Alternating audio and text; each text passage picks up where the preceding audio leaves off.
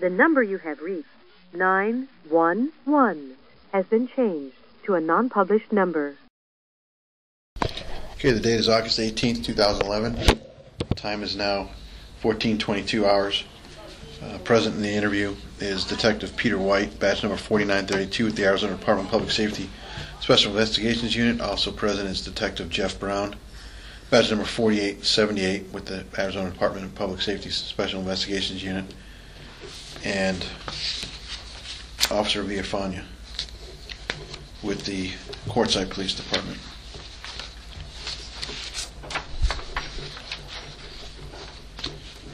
Okay, and if you give me a full name, please. Ruben Villafana. Okay, and if you can give me your age. 38 years old. Okay.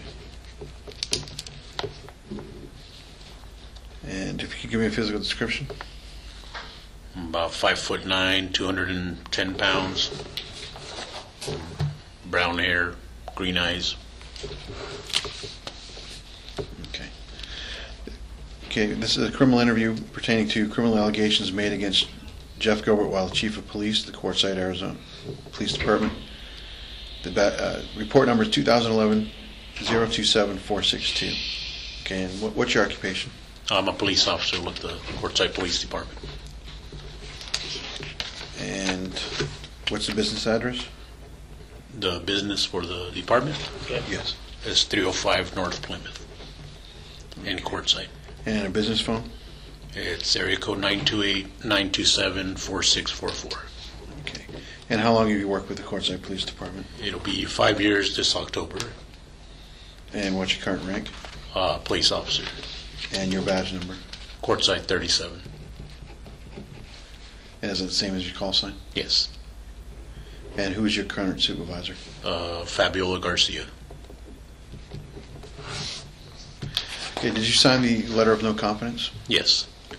Did anyone force you to sign the letter of no confidence? No. Did you author the letter of allegations against Chief Gilbert? Which is this one? Yes. Yes. And did you sign that letter? Yes, I did. And did anyone ask you to write that letter? I was asked to whatever complaints I had against Chief Gilbert. And who asked you to do that? I believe it was Sergeant Ponce at the time. Did anyone force you to write that letter? No. Did anyone tell you what to put into the letter? No. And why did you write the letter? It was just over to express concerns about mainly the department's been going downhill. I look at it in the past 2 years that the department has been, falling apart. To me, it looks like. And why don't you have confidence in the chief? It's just mainly, to my belief, is his political involvement in the town. Telling us to target people in the community, make arrests, make traffic stops, Okay. Did the chief, any of his command staff or other officer threaten you in any way? No. As far as picking a side at any time? He's always, pretty much aggressively talked bad about a certain people in the community, which is, like the mayor and Jennifer Jones and Jack Jones and, certain individuals. And as far as recently, yeah, he has, ever since we made our allegations. He says we made an alliance with what he calls the domestic terrorism people. And he's referring to the mayor and Jones. The mayor and his supporters. Basically the list. Yes. Has he ever said why he doesn't like these people? Pretty much because they're outspoken in the community. They're I would say they're just basically not afraid of him. And do these people question his decisions at times? Oh yeah, definitely. Okay. Many times. Okay. Are you aware of any threats made toward any employee of the police department from others within the department? It's just going to be basically hearsay from Officer Yeomans, which told me that Sergeant Frausto had told him that as soon as this investigation is over, which was the Jackson Lewis investigation, that we were all going to be asked to resign. Okay, did he tell you how he felt when Frausto made these? Yeah, he told me he was pretty upset. Okay, did he say that he felt that Frausto was trying to persuade him? Yeah, not to talk. Sway his answers. Yeah, pretty much saying, you better not say anything, otherwise, you're going to lose your job. So obviously, Yeoman took that as a viable threat. Oh yeah, Okay. yeah, he was concerned about it.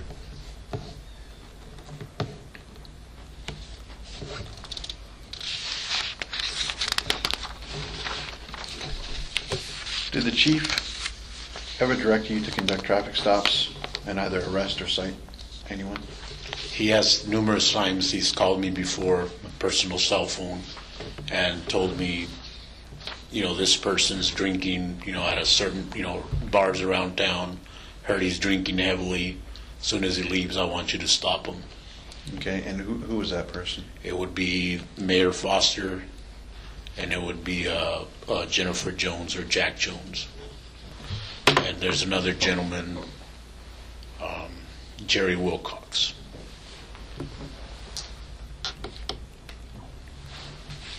Did the chief ever say how he obtained this information? He just said friends of his called them, or somebody called them from the same bar and advised them that they were drinking heavily, so I should, as soon as, pretty much stake out the bar until they left.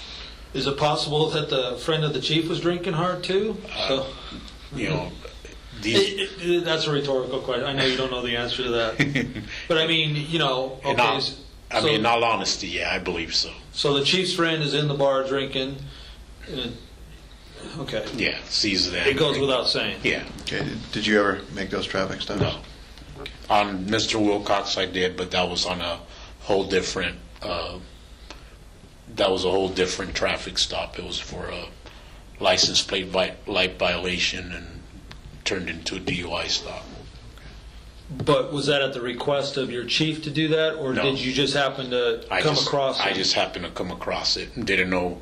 At the time, I didn't know who Jerry Wilcox was, and it just turned out That he after was I made DUI the at the stop. time? And yeah, Okay. Now, going back to the chief calling you, why didn't you make those traffic stops? I just thought it was just because he's asking me to do it. I didn't think it was the right thing to do. Why not? That's just not the way I work. If I find a PC to stop, I'm not going to sit there and focus, on somebody. If I see them driving, I'll see their driving pattern or whatever. If I get some reason to stop them, but I feel like it was more of a political move on his part, to do that stuff, and that's why he was calling us. So basically, you want to develop your own PC to stop someone. Yeah, I don't want to be told, this person's severely intoxicated. I mean, if they call us and tell me, hey, this guy's going down the road, pretty much all over the road or whatever, then I'd go after him. But Right, it's basically an attempt to locate called in from a citizen. Not when you tell me, pretty much stake out every bar in town just to see everybody that drives out and stop them. Mm-hmm. I don't. Okay. That's just not my technique of working. Okay, did the chief ever ask you to conduct any CJIS, NCIC, or other related criminal justice computer inquiries on anyone? No. Were you ever present when the chief may have asked Linda Conley? I was once. Okay. I don't recall a date, but I know it was on Jack Jones. And do you recall the nature of why that check was being done? That I'm not too sure. I know he asked me to contact my wife, she's the local postmaster here, and asked me to send a letter request for the P.O. box they were using to see what name he was using in the box. And did he even give you a PC as to why he wanted that? No, he said something about one of his friends told him he might have been a sex offender or a felon out of Colorado or something of that nature. Had the chief ever asked you to do that before, as far as checking with your wife because of who she worked for? No. And did you do that? Yes. What we do is send a fax request over to, we send them, either a name or a box number, and she gives us, just basic information of who's in that box. Now, did you receive the information back on that P.O. box, or did No, the chief? I believe I think I called her. She said, you guys need to fax me the information. And we faxed it over, and I believe either Linda or the chief received it. Okay. Regarding that, had you ever done that before, regarding, not at the request of your chief, but for law enforcement purposes during an investigation? Where Yes. Yeah, I have done that before. Okay. It's either, any type of lead for, burglary suspect, or trying to find out where a person lives, stuff like that. Okay. I haven't done it many times, but we have. But you had done it prior to the chief requesting? Yes. Okay. And you said because he felt that this John Jones was a sex offender out of somewhere. Was he getting any complaints or?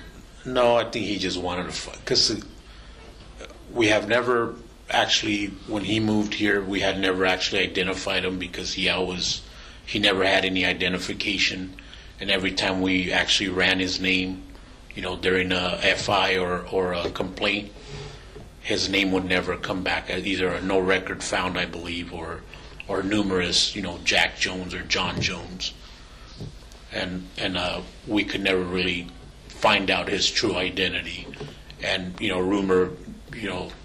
rumorville around town, just everybody started saying he was either a sex offender or a wanted felon out of another state.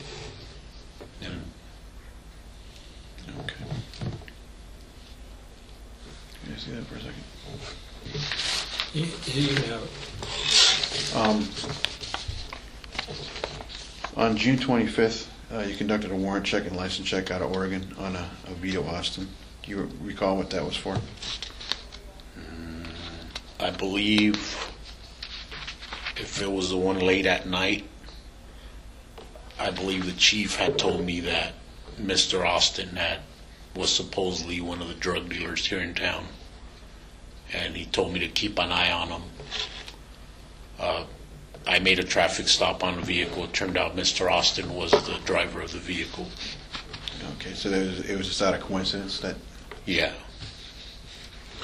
So the chief came to you and informed you that Vito Austin was a drug dealer, a local drug dealer here in town, and then you just you made a traffic stop not even knowing? Yeah, the vehicle was parked on top of a bridge, blocking traffic. As soon as I got in behind it, vehicle left. I made the traffic stop. Turned out to be Austin. At the time, the chief was on duty. Mr. Austin asked to speak with the chief. I told him, I don't call a chief to my traffic stops. Went through my traffic stop. I was canine at the time. Got a refusal. Did a search of the outer search of the vehicle. Actually conducted a search with positive canine alert. Located a little bit of marijuana shake, and that was it. But that was, but in other times he has stopped us, wanting us to, because he has Oregon license plate, and he's supposed to be an Arizona citizen, so the chief wants us to, cite him for, having out-of-state plates. And he has asked us that before, but Mr. Austin claims that he's a winter visitor. And as much as we have out here, there's no way of saying if he is or not. Okay. So you've never cited Mr. Austin for having out-of-state plates? No. I've cited him. I believe that night I might have cited him for not having his license in possession. And that was it. Which obviously you come to court, produce the license. Yeah. And, either it gets dismissed or, they pay a smaller fine. Right. Okay. How many times do you think you've contacted Mr. Austin? At a traffic stop, maybe just once that night. But on other occasions, when the chief calls us, I would say about 3 times. So 3 times at the chief's request? Yeah.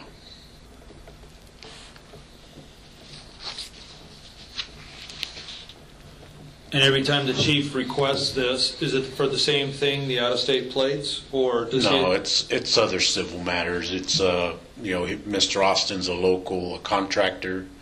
I believe he does some work for some of the chief's friends. The chief's friends call him to complain that he's either not finishing up the job or not showing up to work.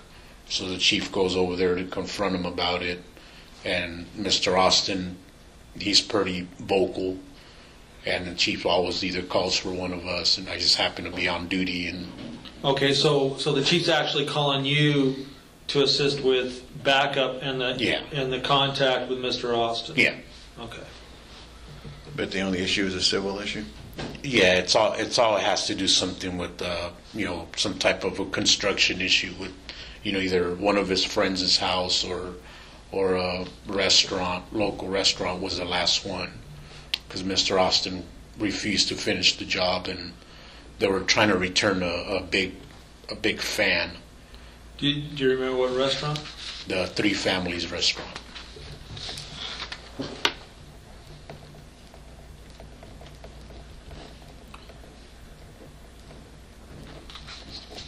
And I'm from the Valley, so maybe I'm not used to. Is it normal procedure for the chief's friends to call him if there's a problem that they're having with someone, and then the chief goes and confronts that person? I guess it would be normal procedure in Quartzsite. Okay, because I'm just not used to doing that in the 18 years I've been an officer. Well, it's not. I don't believe that's professionalism either. Okay. And I've stated to him before. I've stopped people, and they're always telling me, I'm the chief's buddy. I don't recall the certain person I stopped, but it was for driving on the median, and chief calls them chicken shit stops, but being canine for 5 years, that chicken shit stops turns into bigger stuff. Right. And it turns out this guy calls the chief on his cell phone while I'm running his name and everything, and the chief calls me. I refuse to answer my phone, do my citations, let the guy go, and then he confronts me about it. Why do I cite these people? So he's upset if you cite the chief. The chief's upset if you cite the chief's friends? Yes. But at the same time, the chief, if someone's given him or his friends the runaround about something, will call you out to either set up on a bar or stop them for whatever reason the chief wants. Yeah, it's more of I would say, like I've told before, it's more of an intimidation factor. On the chief's part by having us there. Okay. So. Okay. Then again, on April 13th, 2010, you conducted a warrant check and a license check. I want to say 2 times, but it could just be the person hit it twice. On Michael Roth. Do you recall what the reason for this check was?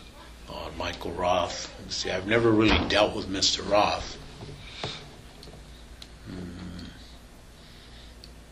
But you know who he is? I know who he is. Yeah, he's a vocal person around town. Another person that's vocal against the chief? Against the chief, yeah. Is it possible that you could have backed up an officer and maybe run Mr. Roth at the request of another officer? In all honesty, I've never really dealt with Mr. Roth. I tend to stay away from him for the fact that the chief and him have. How do you normally run someone? Through dispatch? Yeah. Have you ever asked Linda Conley to run someone for you? Maybe just if I'm doing a report and I need a hard copy of something for my report, I have before. Okay. But I think the only time I ever dealt with Roth was when I was called to town hall that he was being disorderly against at the time he was the building inspector, Mr. Johnson. Oh, as far as code enforcement? Yeah. Do you remember when that was? It was during a town hall meeting. No, but I made the report because I ended up arresting Mr. Roth. Was it this year? I believe it was last year. 2010? Yeah. What's the date you have, Pete? It was April 13th of 2010. So possibly that might be it? Yeah. It could be. You know, I'm not for sure on the date, but I know it was last year. But it was definitely during the town meeting? Yeah, because I was actually on duty, and at the time, Officer Garcia called to have me take a witness statement over. I was told by the chief to make a report or to cite Michael Roth for disorderly conduct for, I don't know if he was threatening Mr. Johnson or had made a comment to him. I was getting Mr. Johnson's side of the story, and I was going to cite and release. At the time the chief wanted him arrested, I said, no, I didn't see anything. I'm just getting, it's a two-sided deal. If you want, I'll just give him a ticket and let him be on his way. When I was getting Mr. Johnson's story, I heard a commotion on the other side of on the wall. I went over, and the chief and Officer Garcia had Michael Roth against the wall, attempting to handcuff him. It was about 9:30 at night, 9:32. Yeah, I'm not sure how late it was. You could cross-check the town meetings, right, as far as dates? Yeah, there should be a report. He was cited with 2 counts of disorderly conduct, and again, the chief was upset with me because I wouldn't charge him with resisting arrest. And the chief, I believe he's the one that supplemented my report and requested a resisting arrest charge, which we did go to trial on, and they found him not guilty of the resisting charges. Now, I know you've made some comments, and correct me if I'm wrong with the statement or the question I'm going to ask you or the statement. Do you feel that the chief uses the police department for his own personal gain at times? I believe he does. And to help out his friends? Yeah. Based upon what you've told us? And basically in my complaint, it's the same thing. It's a female by the name of Dina Blythe, and I've had, I believe, 3 different contacts with her, and every single time it's always either call the chief or she's calling the chief on her personal cell phone. Call the chief for to get her off with whatever she's in free get out of jail card? Yeah. Can you tell me about the 3 contacts you've had briefly? Yeah, one of them was actually I put them in my letter. Is a warrant? It's a warrant. Yeah, this was back in February 11th of last year, and that was we were having breakfast. I was with I believe it was Sergeant Frausto and the chief, and I'm not sure if it was Officer Garcia at the time. I believe it was. We're having breakfast, and myself and Sergeant Frausto were talking about a guy that had like a $39 fishing game warrant, and it was a statewide extradition warrant.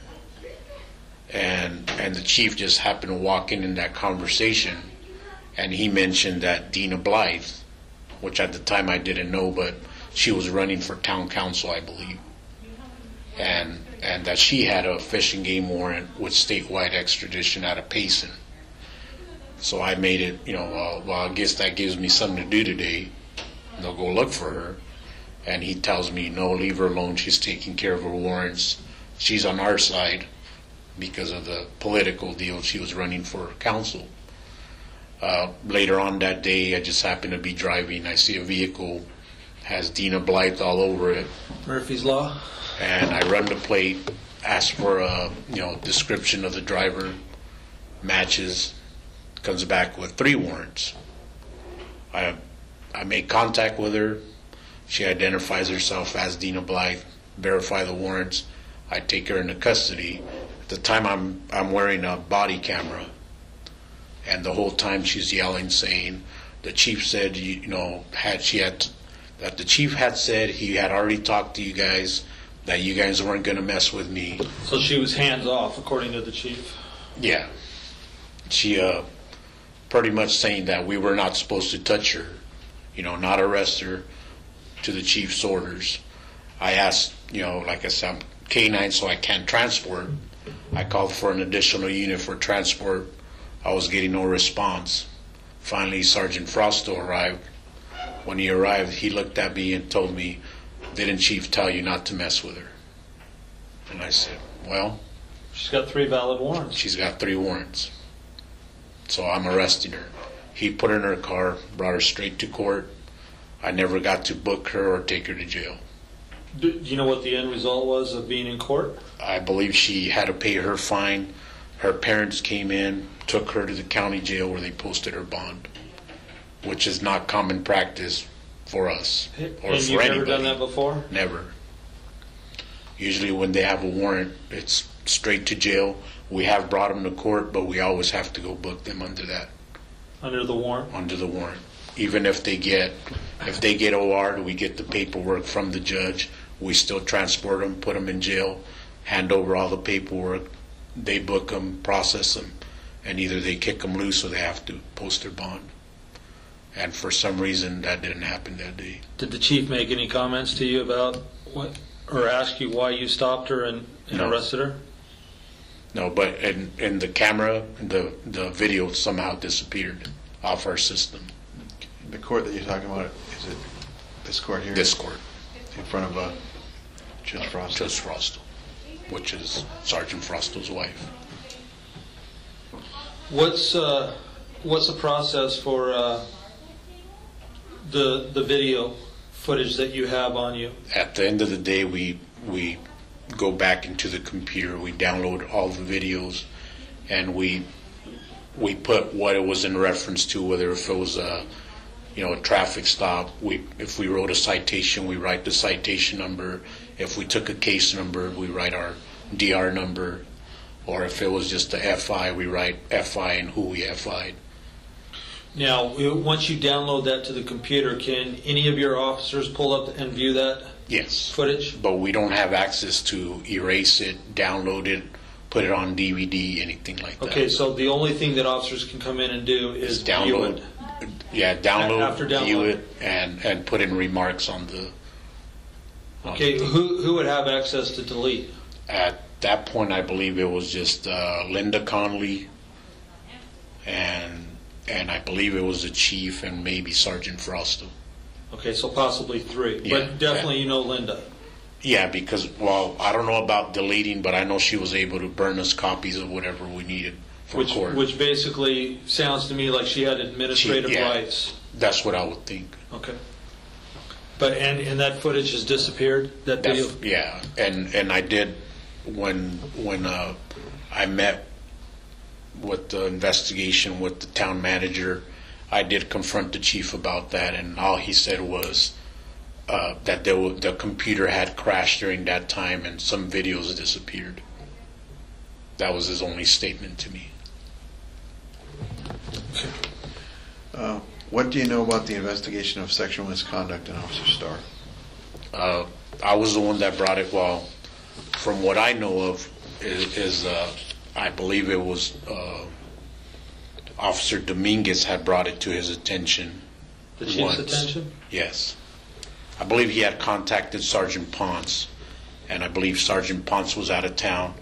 Sergeant Ponce contacted the chief, and this was an allegation, something to do with over at the town park, that he was with this female. I was involved in the arrest of Mr. Sean Austin, which is the female in question's stepdad. It was over a domestic violence issue. So it was you had a legit reason for being out there? Yes. Okay. It was over a domestic violence issue. He was placed into custody.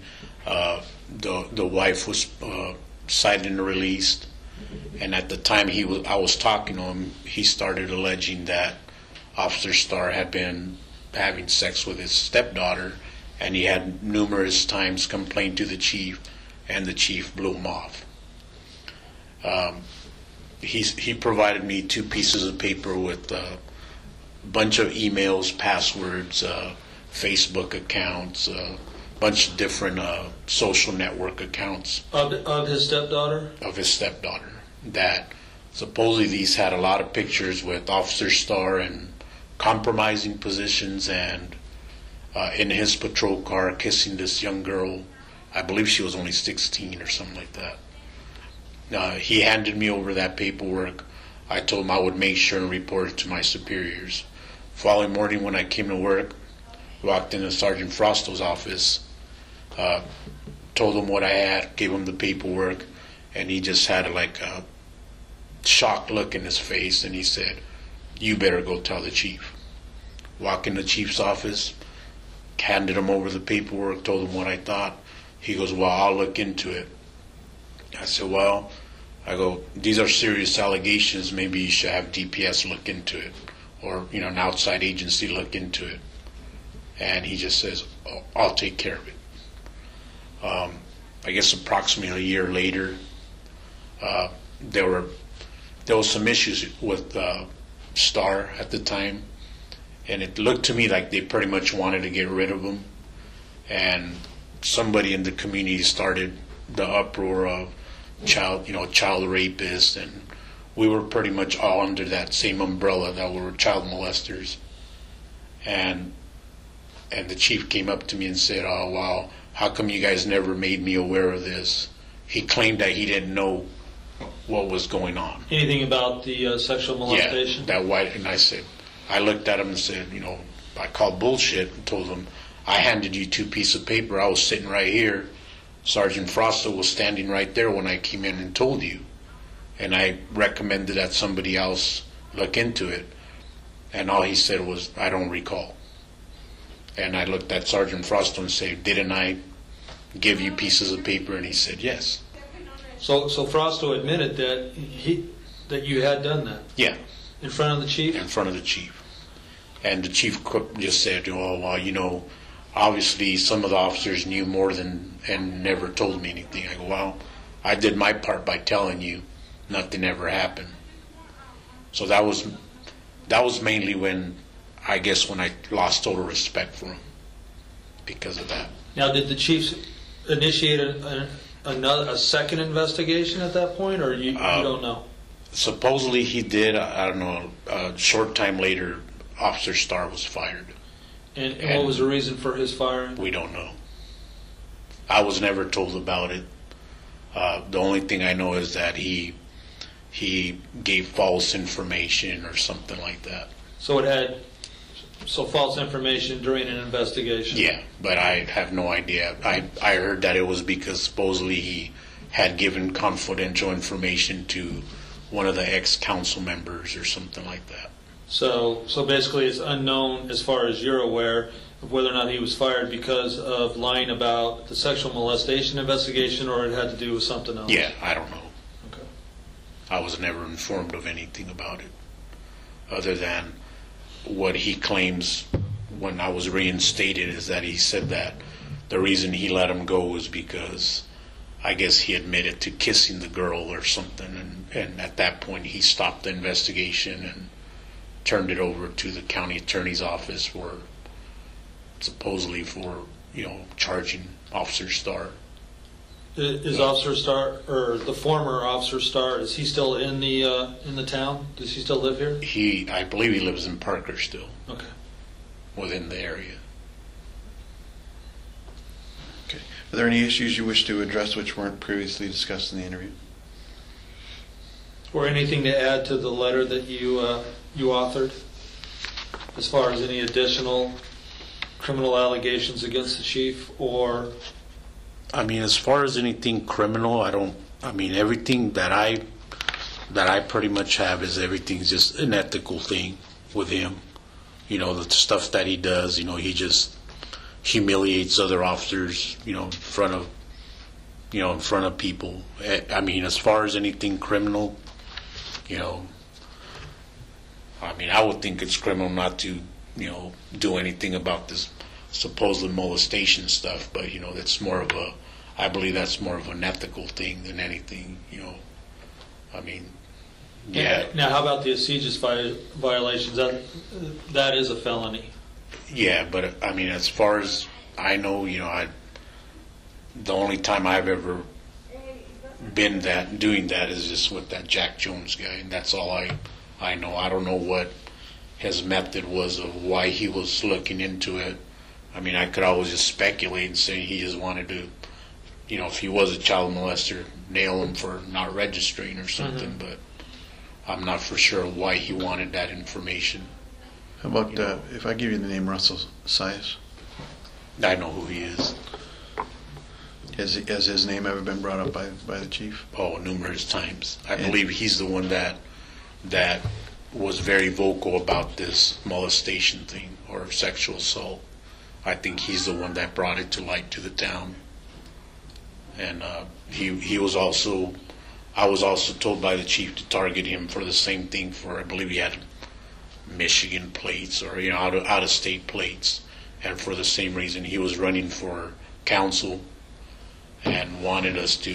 He's saying, you know, well, obviously he's a Arizona resident. He's running for council, so we need to stop him and give him a ticket for his license plates. Okay, I want to make sure I'm understanding all this correctly. Richard, is it Sias? Russell Sias. I mean Russell Sias. So he's running for council, and he's got an out-of-state plate on his vehicle. Yes. So basically, the chief asked you to go stop him. Stop him and cite him for it. Who was the female you had dealings with the warrants? Dina Blythe. Dina Blythe is also running for town council and has 3 valid warrants. 3 valid warrants. And he wants you to leave her alone. That she's taking care of her warrants, so just stay away from her. So that doesn't make a lot of sense to me. No, it's unless she's a very close friend of the chief. According to him, she's not. You know, but I can't say for sure. There was allegations he was having an affair with her, but I mean, I don't know for sure. But it just seemed like every time I had, you know, the 3 dealings I had with her were all, he would go out of his way to, you know, tell me, you know, why did you do it? Or I had her on a DUI stop for same thing, license plate light violation. I attempted to stop the vehicle. She takes off. She actually fails to yield to you? Failed to yield, went all the way to her house, jumped out of the vehicle, yelling at her daughter, call the chief, call the chief, call the chief. I take her into custody. She refuses all my FSTs. I get a warrant. I couldn't end up, one of the DPS guys couldn't get blood from her. Probably her veins were all blown, collapsed or something. I'm not sure how it was, but so I wasn't able to get evidence for DUI, but I charged her with the failure to yield. The following day, he's asking me for her driver's license. I said, why? And because I need to give her back her driver's license. You didn't get her for DUI. I go, well, she refused. Yeah, she's suspended for a year. And he actually contacted Sergeant Ponce to see if it was true I could do that. Yeah, but barring an MVD hearing. Yeah. And I don't know who according to what, you know, she had made a mention that the chief told her how to get out of the MVD hearing or how to keep her license longer by just keep contesting the MVD hearings.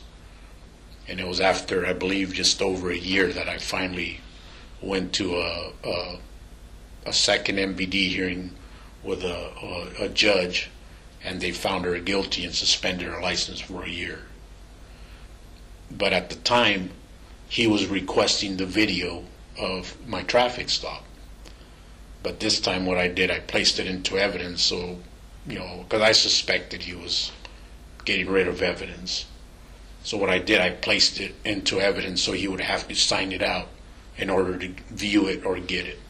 Show a paper trail? Yeah. So that's what I did, and he wasn't very happy with me because he said, again, chicken shit stop for a license plate light that I knew it was her. I said, well, it doesn't matter who it is. I don't. License plate light's a valid statute. Yeah.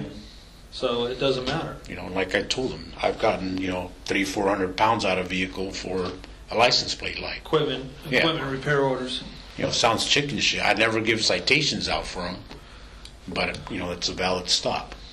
So do you consider what the chief has been doing as far as abusing? Is he abusing his position? I believe he is. I mean, in all honesty, I believe he is. It's just, you know, it's irregular for him. Sometimes whenever he gets involved is because it's somebody he knows. Another one I had with her, with the same person, was a gentleman was renting a property to her, and he ended up evicting her. It was a partially furnished house, and she ended up taking all the furniture. So he came in, filed a complaint. I took the complaint, made the report. I attempted to make contact with her to get her side of the story, and she wouldn't answer, or she wouldn't want to talk to me. So I made my report, submitted it to the county attorney, went to grand jury, they indicted her. I think I had, this is what he wrote to me, that he had talked to her. Who, the chief? The chief wrote to me that I needed to do a follow-up on this, which it's out of the ordinary, because it was a felony theft charge. And I said, I attempted to contact her, and she had specifics of what was taken. So I questioned if he had read my report to her. And he said, no, why would he do that? And I go, because to my knowledge, she doesn't have a report, so how would she know what was taken? So he asked me to conduct a follow-up, contacted the homeowner, because suppose he said that all the stuff was in the shed. The only shed on the property is a small, maybe a 10 by 10 shed, and all the stuff that was taken would never fit in that shed. So I questioned the chief about it. He denied, saying, it's just follow-up. I tried to contact her because I told her, if I make contact with her, I'm still going to Mirandize her because she's my suspect. I called her, made contact with her. She refused to talk to me. So I did my supplement, left it at that. But I thought it's just out of the ordinary stuff we don't do. And I questioned him, saying, if it was, and I used Jennifer Jones as an example, if that was Jennifer Jones, you'd want me to book her ass right away, with anything. So 2 sets of standards? Yeah. Okay. Do you have any questions? No, I don't. Okay. How about you? Any further? Okay. Time is now 15:04 hours, and that's the end of the interview.